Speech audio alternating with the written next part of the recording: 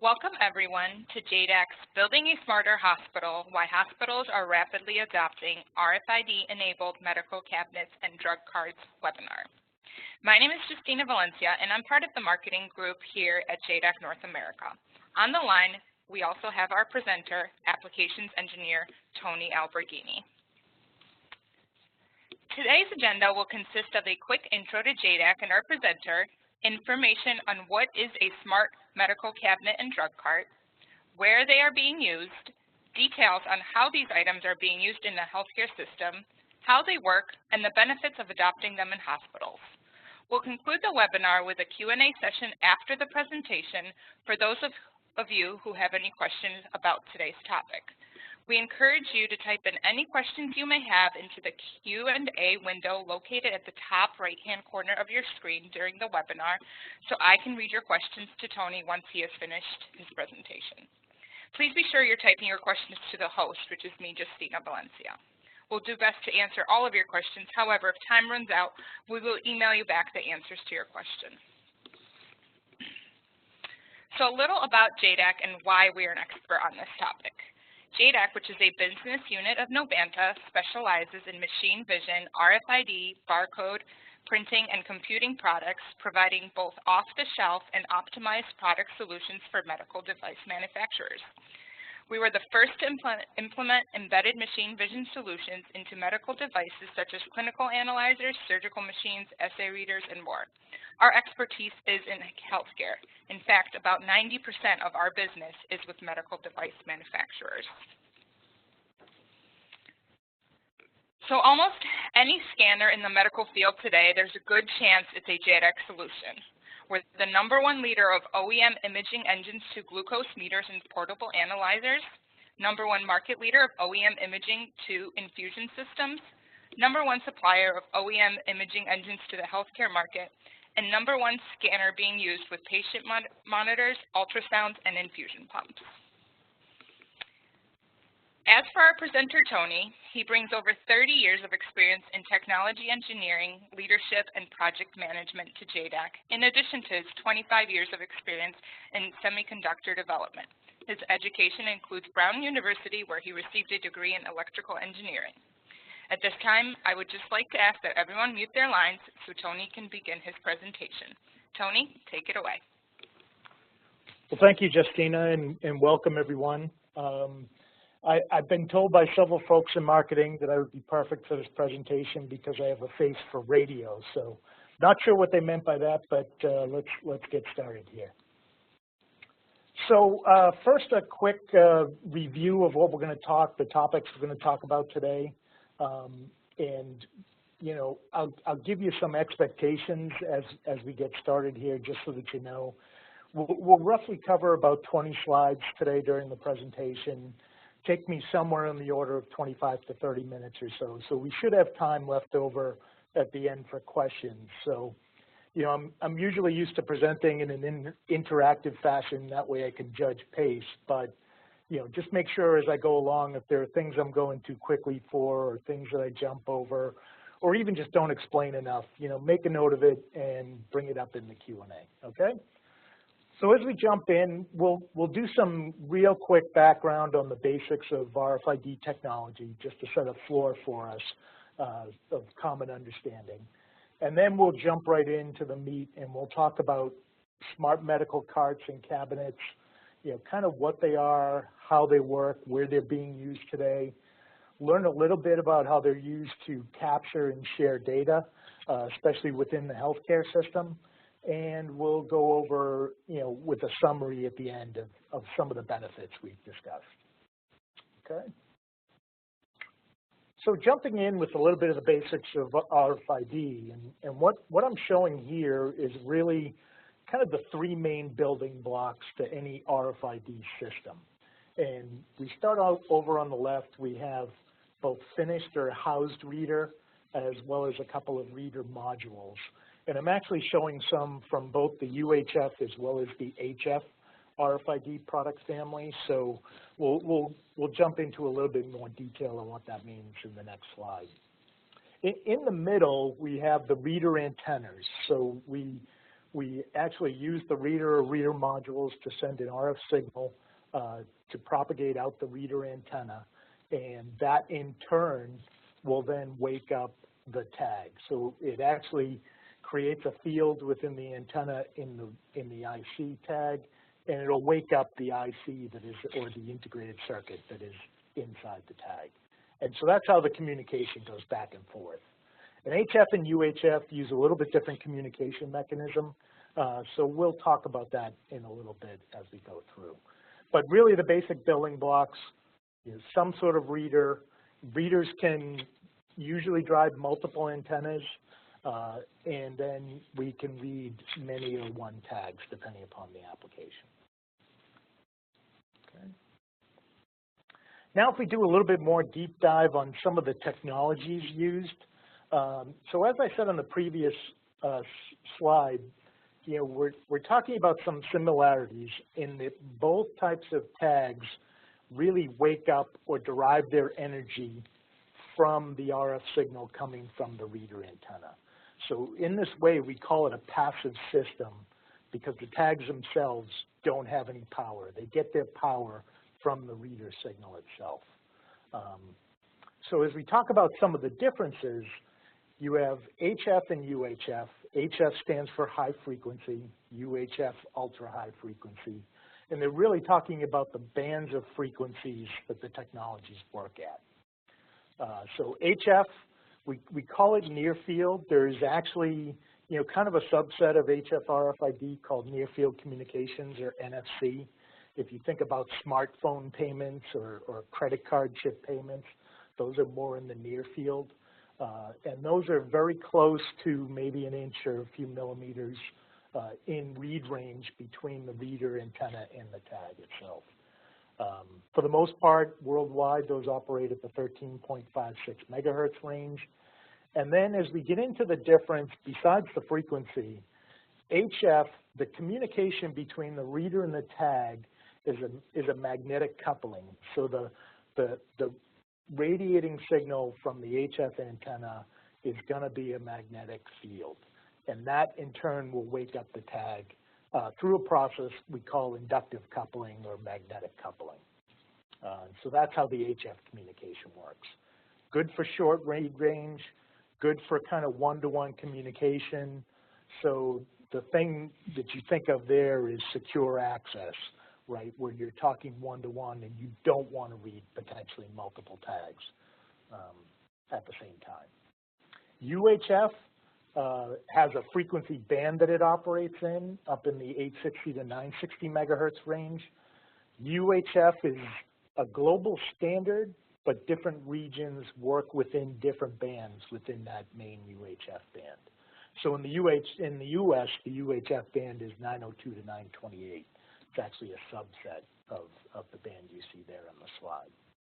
UHF, good for long range, as well as reading many tags at once. The communication from reader to tag, in this case, is actually an electronic field as opposed to a magnetic field. And that's more of a capacitive coupling technique. So you think of it more like the radio waves you would think of when you think of actual analog, old-time analog TV, if you will. And then one other thing to note on this slide, RAIN is actually an alliance. It's a global alliance. Kind of you think about the Wi-Fi or Bluetooth SIGs that are out there. And RAIN is really out there to drive implementation and use of UHF RFID and the ability to do auto ID and share data, especially on the Internet of the cloud. So it's really targeted at using UHF technology to really create an infrastructure for Internet of Things type ideas. And if you take a look at the word RAIN, really the derivation there is radio frequency identification, and that's where they got the term RAIN from. Okay, so just some background there. And then we'll throw in a little shameless plug for some of our Jaydeck products in the UHF space. First, we start over here on the left, and we're talking about embedded HF reader modules. We have both HF flavors as well as UHF flavors. of reader modules that can be embedded in a larger system. So we work with customers, we can embed them in for reading either technology, and we can do some customizations and work there. In the middle, we're showing more of our fixed mount or even what we might call a housed reader. They can be many-to-one ports. Here we're showing two of our newer UHF readers, but we also have housed readers for HF as well. And then finally on the end, one of the benefits we have at Jaydeck is we have multiple auto ID technologies. So in addition to RFID, we also have barcode readers and scanners, as well as machine vision cameras. And the two handheld products I'm showing here are actually combined barcode reader and RFID reader technologies. And I'm showing both a corded version as well as a Bluetooth version for reading both barcode and RFID. Okay, so let's dive into the real meat of the topic that we're here to discuss. And we'll start really with, I think something that everybody really here understands, and that is the pressures on the global healthcare system are becoming greater and greater as we move on. And really what it's doing is driving things in two directions. Mandates out there are enforcing stricter and stricter budgets on the healthcare system. And meanwhile, the demand is increasing. So the demand is increasing. We need to provide more services. We need to provide them more efficiently, and we need to provide them quicker and at a reduced cost. So one of the things that many of the healthcare providers, as well as healthcare manufacturer OEMs, are looking to do, they're looking to new technologies such as RFID to see how we can implement things within the daily lives of the healthcare providers that will increase the efficiency as well as reduce costs on the overall system. And one of the things that a lot of folks are looking at nowadays is RFID and how it can create some of the efficiencies that we need to get to, as well as cost reductions. So from things like surgical instruments to blood bags and other medications within the healthcare industry, we're starting to see RFID being used to create a network of what you might call smart devices, smart medications, smart tracking within these hospital systems today. So some of the things we can enable through RFID, we can allow consumable tracking and potentially even consumable authentication.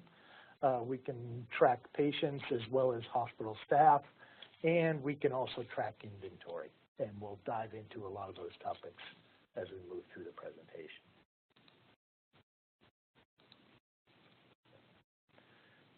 So what are the pain points we're trying to solve? Well, obviously the systems that are out there today are fairly manual, and along with that, they're time intensive, they tend to be resource intensive, and they also are prone to human error. So we're trying to avoid that, as well as allow the resources and staff within the healthcare industry to really concentrate on what they're good at, and that is providing good, secure patient care. The other thing that we want to look at is both the idea of how can we do inventory management, and not just stock levels and making sure we don't have stock outs of key items within the healthcare system, but also can we keep track of things like recalls on items, expired items or expired medications, and all those will help us to drive increased patient safety as well as efficiencies throughout the workflow and chain. And then finally, I think we're all aware of some of the opioid problems that are out there today. And what's become a big problem within the healthcare industry is the problem of medications and opioids and narcotics that are going misplaced or missing. And we want to be able to secure access to these type of medications, and we can also accomplish that through implementing RFID as well as smart cabinets. Okay, so at a kind of a gross level, what are we talking about when we're talking about a smart cabinet or cart? And essentially, we're talking about the same things that you know out there today as far as medical cabinets or carts, medical carts, surgical carts, but we're trying to make them smarter. So we're implementing RFID, and that could be in the form of either a fixed multi-port reader or a module, either single port or multi-port as well. We would then hook up some antennas, and again, depending upon the size or configuration, we might use many antennas or just a few. And then finally, we're going to talk about tags with all the inventory items that are within the system, within the carts. And that way, the readers can have a constant read or look into what the inventory is within these carts based on the tags that they see inside.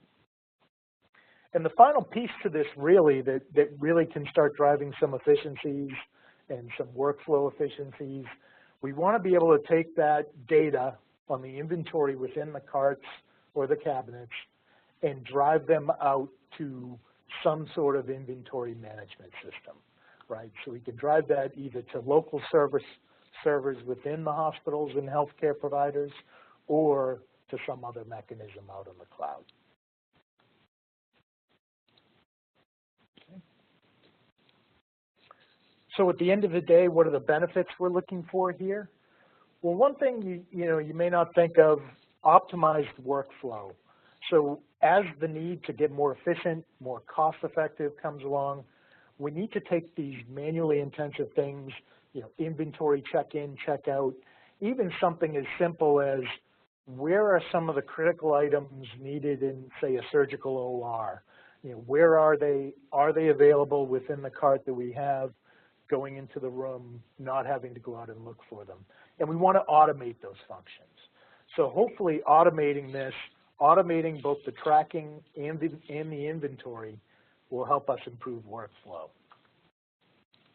We also mentioned already, the idea of increasing patient safety, and kind of the term that's out there. It's like, I've heard different numbers, but the 5 rights of medication in healthcare.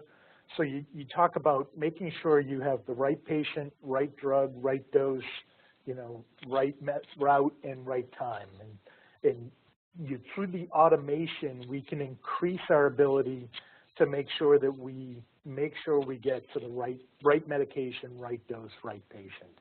The other thing that we're increasing patient safety with, we can take some of the time-consuming location of implements or appliances and make sure we do them more efficiently and track them.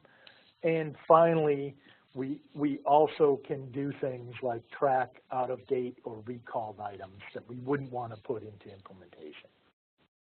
And at the end of the day, hopefully all this helps to drive us towards reduced costs and meeting the new mandates that are out there on the healthcare system.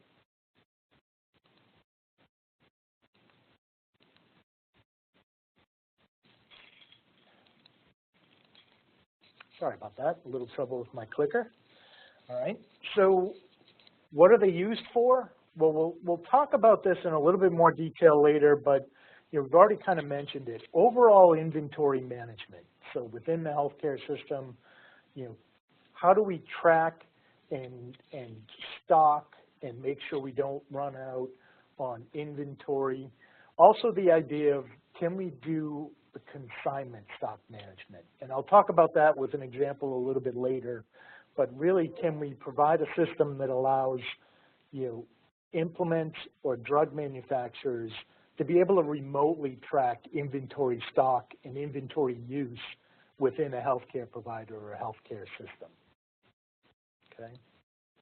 The other thing, obviously, we want to be able to track high-value devices and implements, even surgical instruments, and making sure that those things don't get misplaced or lost within the system, and the ability to track where they are, what room they're in, whether they were returned or not, who was the last to access them or check them out.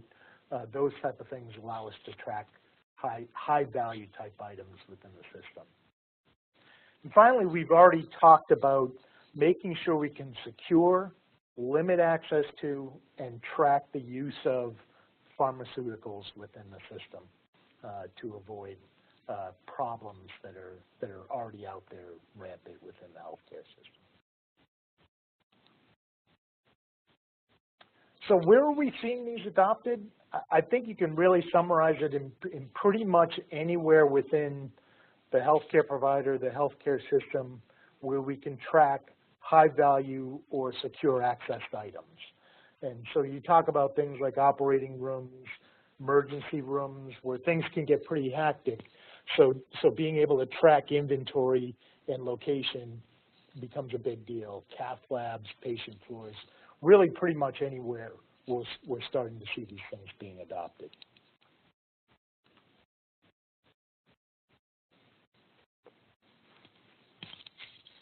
So now the why. So why are we looking at it? And a lot of this might be summary, but diving a little bit more down into the details.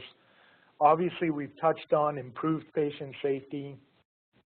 So this comes in, both the idea of right patient, right medication, right products, as well as expired or recalled products that we've talked about. We want to talk about undisrupted or more efficient workflows.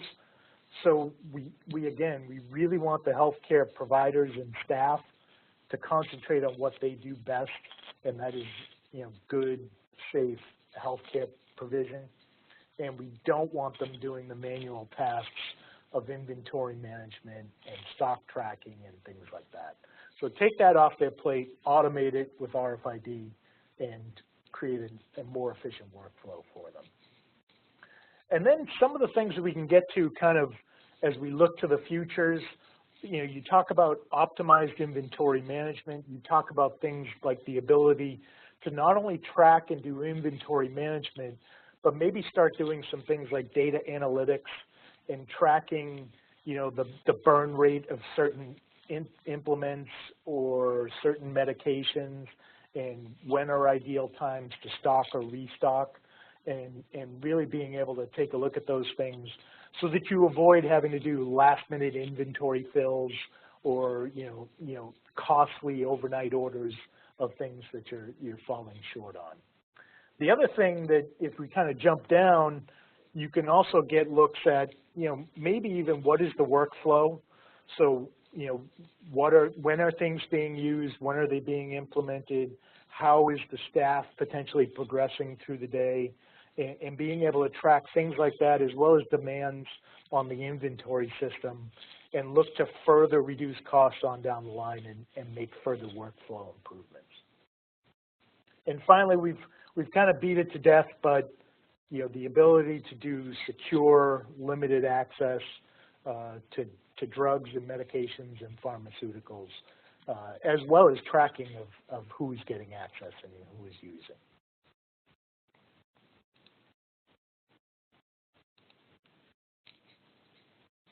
So a little bit deeper dive into how a smart cabinet or cart is going to work.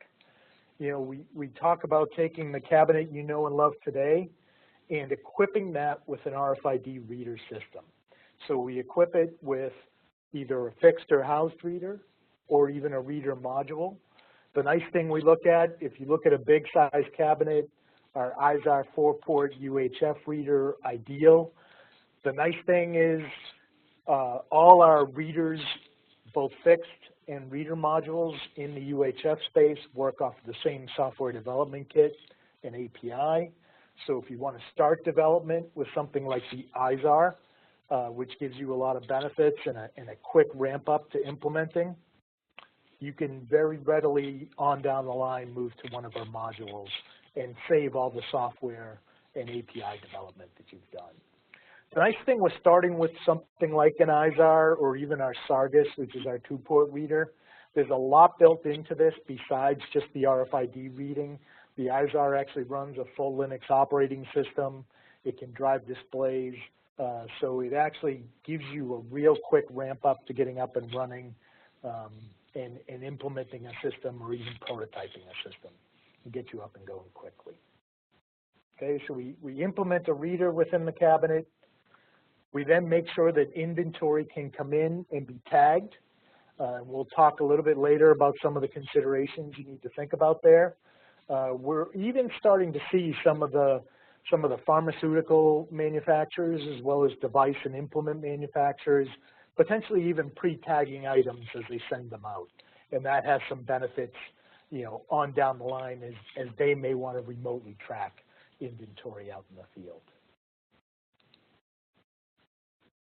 And then one other thing to think about is, do you want to limit access or even just track access to what's inside the cabinet?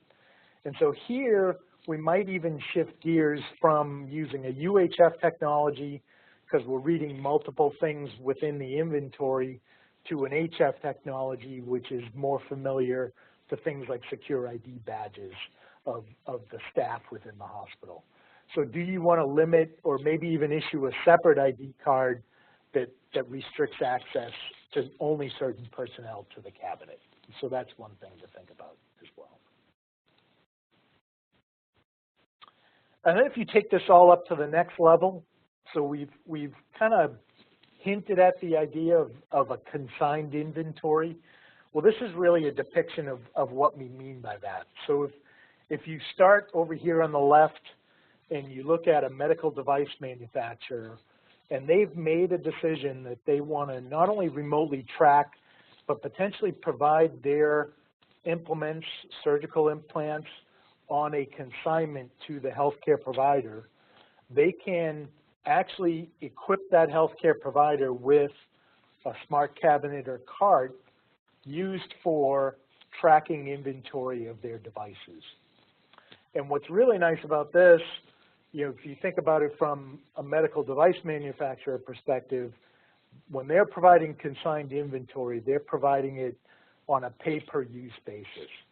So they really don't charge the healthcare provider until the implement or the device has been used. And what this smart cabinet system would allow them to do is track inventory, track the stock, but also track when an implant or a device is used within a procedure. And they know, who is the staff personnel that put that implant into usage or device, and potentially even down the road, what patient it went into. Will allow them to automatically track usage and then trigger billing and invoicing from there. So we can actually use the smart cabinet, connect it up to the cloud, back to the manufacturer, and not only do the restock, but do the billing and invoicing as well automatically.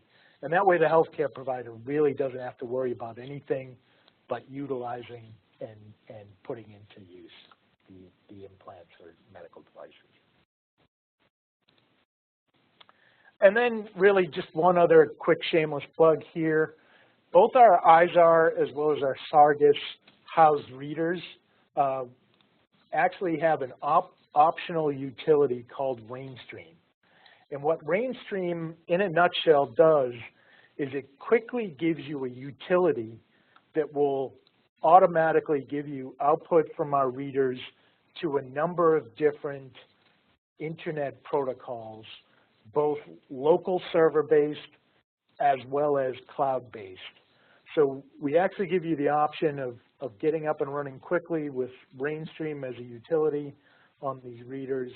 It will actually help you quickly track inventory even out to a remote server on the cloud if you want to.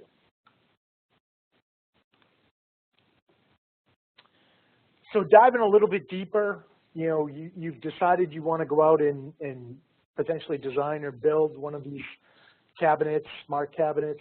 What are the things you really need to think about upfront as you're designing the device and the system? So from an RFID perspective, we start with what does the overall look, makeup, size of the cabinet look like? And some of the things you really need to think about here, what is the material makeup of the cabinet? How large is it?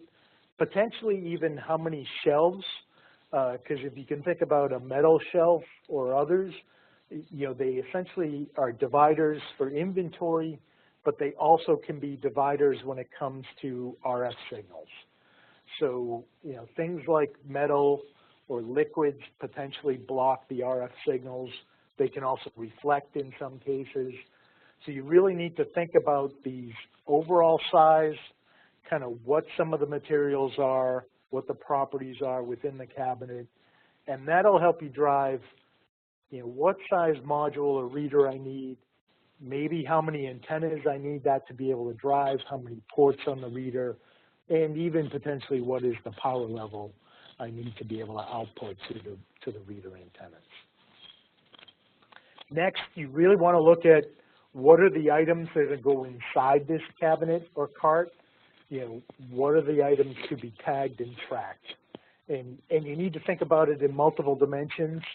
So what are the materials of the item itself and of the packaging that the item is going to be in? So is it a liquid inside of a glass or a plastic vial or bottle?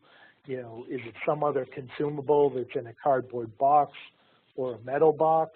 Is there foil within the packaging? All these types of things will help drive not only what types of tags, but potentially where and how many antennas you may need to place within the system.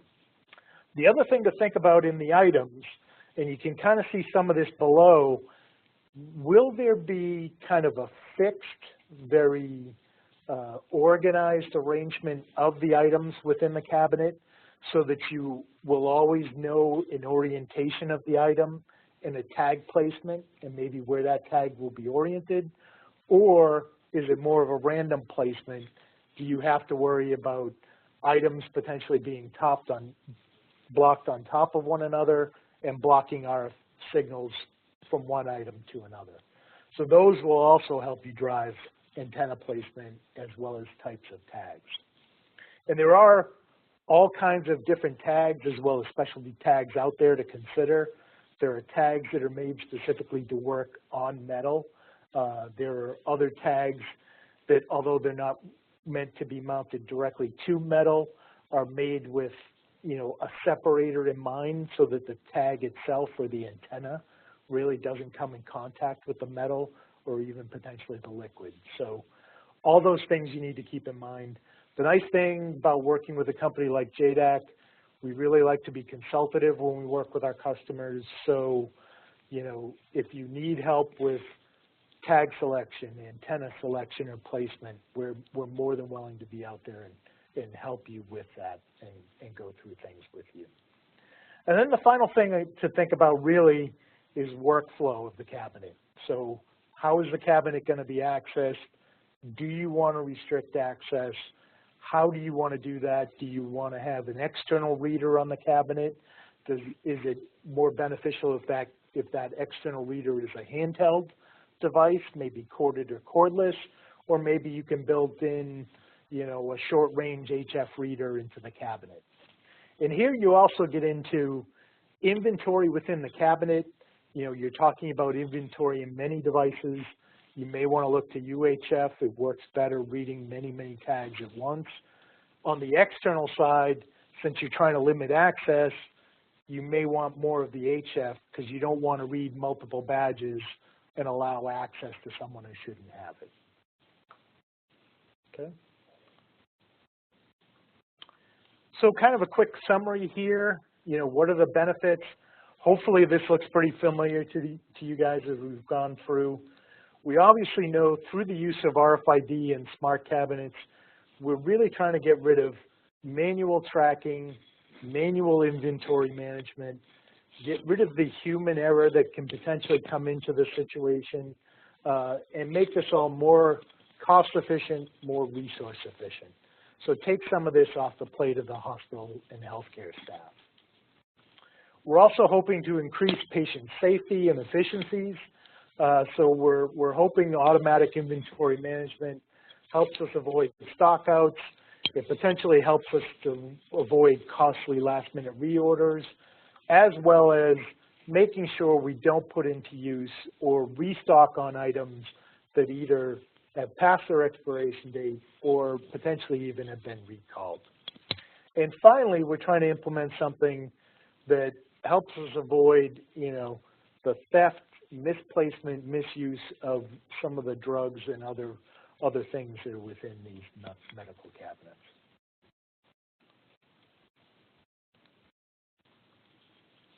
So in conclusion, I think we've tried to show here at a pretty high level, you know, we're trying to reduce waste, eliminate inefficiencies, as well as create a more automated tracking system, inventory management, and improved workflow within the medical industry.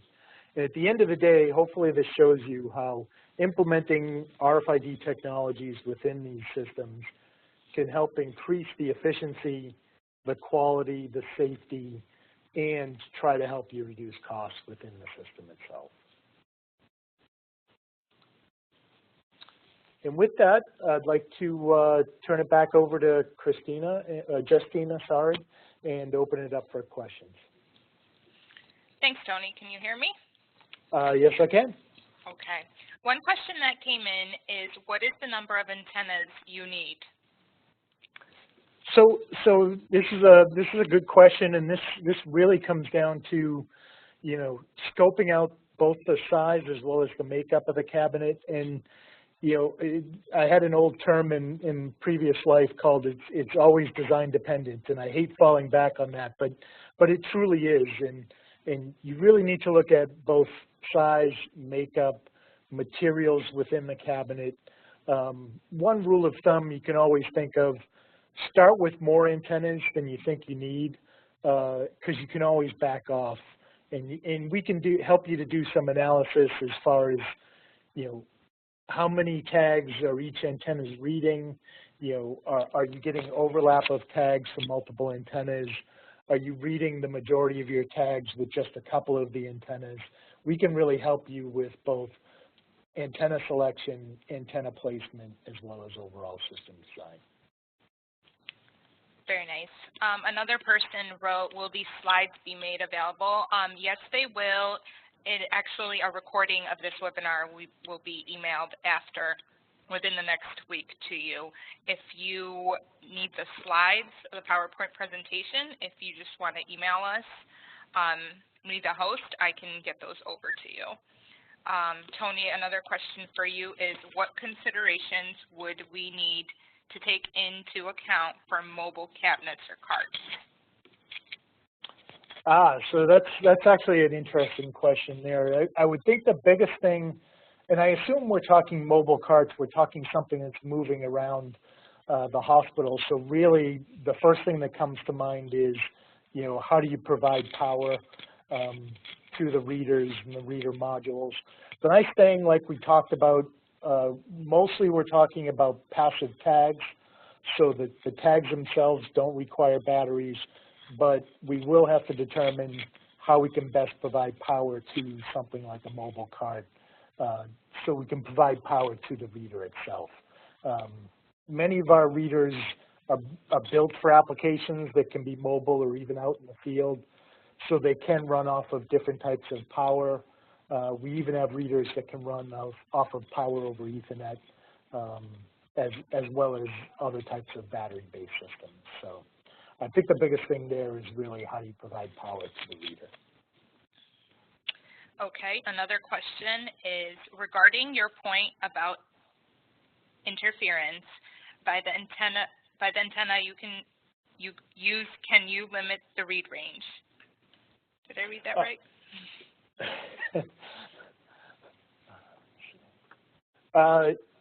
Yes. So you can with HF, you're starting with a limited read range. With UHF, we can limit read range. We can also go into a couple of different things there. We can take a look at just very simply limiting the power that we output. And our modules, the multi-port modules, as well as fixed and housed readers, allow you to generally across ports limit the power output. We can also limit the power output at the individual antenna drivers. The other thing you could potentially look at is looking at antenna design itself and the types of antennas, and you can kind of look at going to a directional antenna versus omnidirectional, if you will, so you can kind of go to an antenna that directs the waves in a more of a directional way, as well as limit the power. So yes, you can go about trying to limit read range if you need to. Okay. And I don't know if there's a second part to that question. I didn't see the question, but the other thing to think about, if you want to restrict the read to within the actual cabinet itself and potentially not read devices that are either outside the cabinet or a neighboring cabinet, you may have to get into the idea of shielding or shielding materials that would block the RF signal from escaping the cabinet itself and either reading into a nearby cabinet or reading items that may be outside the cabinet at the time. So that may be a second part of that question. Thanks, Tony. I believe you did answer the question. Okay. Another question that came in is, what service or products does Jaydeck provide for people who are interested in developing a smart cabinet? So Jaydeck as a company was really founded on the idea, especially of working with medical device manufacturers and companies in a very consultative approach. So, you know, we know some of the hard demands and difficulties of revision control within the healthcare environment. We also are well-versed in working with customization. So we really provide a full service all the way from the concept phase all the way up to full implementation. We've even gone beyond and done full system manufacture for some of our customers. But we really like to get in early, help you discover what your challenges are, really listen to you, figure out what you're trying to do, and then we can do as much or as little as you want. You know, we'll sell you a module, or we'll come in and help you do a full-up system design. Okay. HF versus UHF, is there a particular one that's specific towards a medical cabinet? So what I'd say is, you know, when you're talking HF versus UHF, they both kind of have their play. What I'd say is the HF you typically see, think of if you badge into your office at work or your work building, you're probably using either HF or LF, short read range. Again, you don't want to let the guy behind you in because the reader's still reading your badge, right? So you want that short read range, provide the secure access, potentially even provide authentication as part of that. So HF might be the mechanism to provide access to the cabinet itself. UHF is a little bit better in reading many items all simultaneously. So if you think about the tagged items, tracking them for inventory management, you might think more UHF. Although we have seen some HF used in the smart cabinets, you just have to do a little bit more in system design, potentially even moving antennas around within the cabinet to make sure you can read. So I would typically say item inventory management, UHF, but then when you look at secure access, probably the HF technology. Okay, Tony, I do believe someone sent you a question directly to you. Are you able to check that? So I'm seeing a question here, and I think it's problem of, if I'm reading it correctly, problem of metallic foil, case many antennas needed for safe reading. What is your experience? Am I reading that correctly? I think so. So, you know, this comes down to some of the considerations, may come down to an issue of tag selection. So what happens with metallic, or even something simple as a metallic foil, if you take a generic tag, and especially a generic UHF tag, and place it directly on metal, you have the problem, even within proximity, you can do what's detune the frequency of that tag antenna because of the proximity or even attachment to the metal, or even just metal foil. So you're potentially moving the frequency range of that tag outside of the range that we expect it to be in within the UHF spectrum. So you really need to do something specific with a specialty tag that is either meant specifically to be able to attach to metal and not detune the antenna, or there are also tags out there that use a simple tag but place something like a separator or a divider or even embed the tag in something of a rubber non-conductive material so that you reduce the amount of detuning you get from the proximity to the metal. So it is an issue. You typically have to really do some consideration on how you select your tags and choose tags. But again, you know, we're there to help you with all of that if need be. Okay. Another question is, excuse me.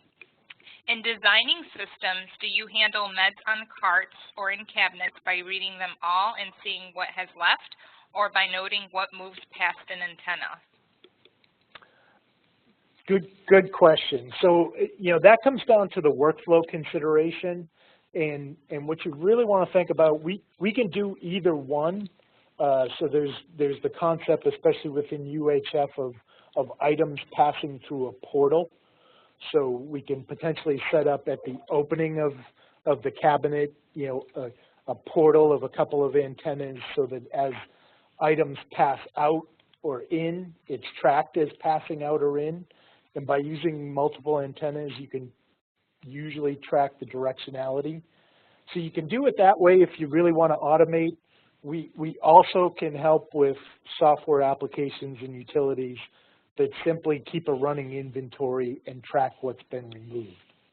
The other thing to consider is the idea of, do you want to track who actually removed? So, you know, do you want to have a hospital staff person potentially badge in or use their ID to access and then potentially track what they removed and be able to track the removal to the staff personnel that removed it? So all of those are potential ways to implement. Really comes down to how you want the workflow to go, and potentially even working with your end customer to see what they prefer. Okay. Another question is it possible to incorporate barcode and RFID in medical cabinets? Great. So the great thing there about Jaydeck, you know, we have the history with barcode and machine vision. You know, what we see a lot in medical OEM devices, they have an existing system out there. It maybe uses older technology, maybe uses some barcode, some machine vision. We have that technology. We also have the RFID portfolio. We'll often get a customer come to us. They want to start moving to the newer RFID tracking due to the number of benefits they can gain, but they need to maintain backward compatibility. So we've actually got experience with helping customers and customizing for customers single devices that combine the legacy barcode reading or ongoing barcode reading with also being able to do RFID. And if you remember back to one of our very initial slides, we actually had some handheld combined products that do both RFID as well as barcode in a single handheld device. Thank you, Tony. Is there any other questions? Please feel free to type it into the Q&A window.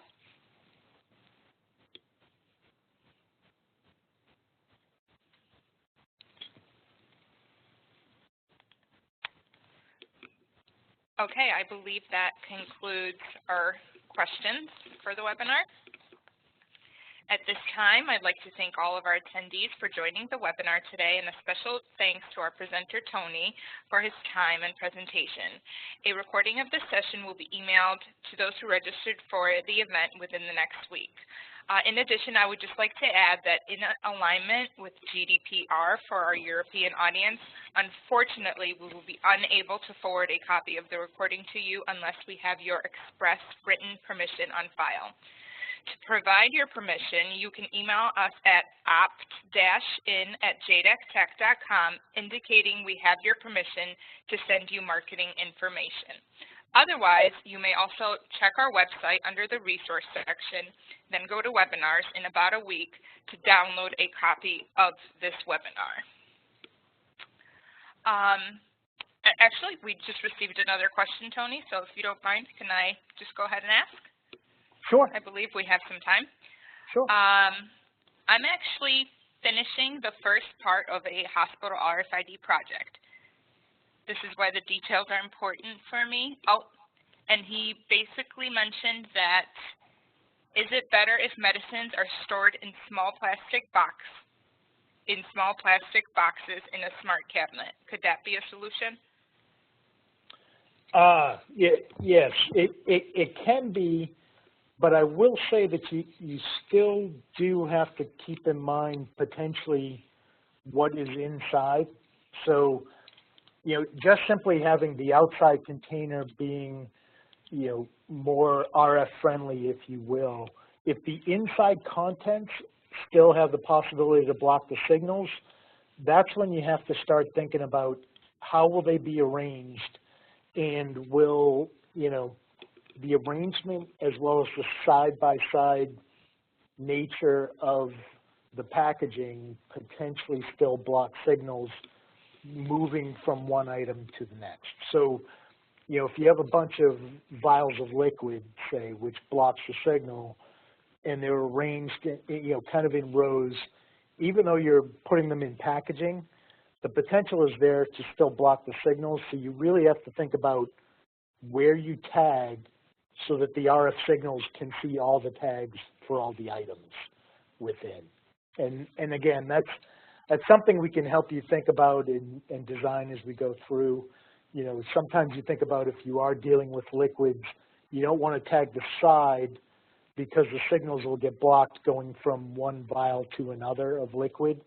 But if you can tag the cap on top, then the signal can pass all along the top. You don't have to worry about the liquid being blocked. So again, it comes down to how things can be arranged. Can you predict that arrangement, or is it going to be random, and you have to think about tag placement in addition to tag type? And that's what I'd say. Hopefully that's a quick overview, but maybe that helps you cover it, or at least give some thought to it. And feel free to reach out to us too. Got it. Actually, we just have some more questions, so if you don't mind, we have some time. I'll just keep kind of asking these questions. Sure. So we have a question that states, I am working with HF RFID applications and need HF loop antenna customization required for my application. How long does it take to deliver a custom loop antenna designed and delivered, and is any radio approval required with custom antenna change? Yeah, so that's actually a very detailed and good question to really think about. The one thing that you do have to consider is, yes, if you're going to customize an antenna, so kind of starting from the back half of that question, most of our modules do either FCC or EU certifications at a module certification level, and they are certified for operation with specific antennas with specific characteristics. So the problem then becomes, if you design a custom antenna, you then now have to re-go through potentially that certification to make sure you can prove that the antenna characteristics of the custom antenna will meet the certification levels that you've already proven. So it's a little bit confusing, but it definitely would, custom antenna would potentially require recertification. So it's something to keep in mind. It is something that we do have experience with and have helped customers in the past doing. So it's something we could potentially jump in and help out with there. Not only the antenna design itself, but the certification process. And it's really hard to say. HF with loop antennas, depending upon the characteristics, probably wouldn't take that long, but then to set up a manufacturing process and a certification could potentially take a little bit longer. Okay, I believe to go along with that question, it was a two-part question. It says if the antenna change is made in already certified RFID reader and its external antenna. It kind of goes with that first question. Yeah, so again, most of the certifications are done with, a lot of them are done with multiple antennas, but really the way it's spec'd is the power output and the radiation output of the antenna. And so if your antenna falls within the spec range of what we've tested with, it can be a fairly straightforward process. But because you're talking about a brand new custom antenna, it really would take some testing and certification to make sure that we stay within all the guidelines and certification requirements.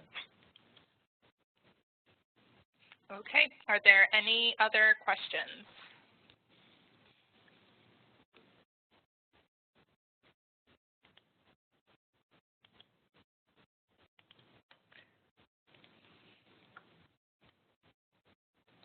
Oh, I have another question for you, Tony. Okay. Second.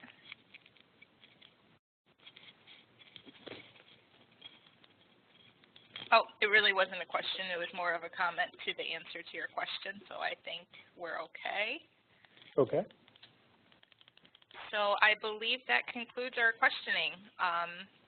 Once again, the recording of this will be emailed to everyone, unless you are in Europe. In that case, please just send us an email saying you want to opt in to receive marketing material, or you can download this webinar off our website in about a week. Thank you, everyone. Oh, also, you can visit our website at jaydeck.com or schedule a Tech Day consultation with us by emailing us at techday@jaydeck.com. Tony, thank you again for your time, and I hope that everyone has a great day.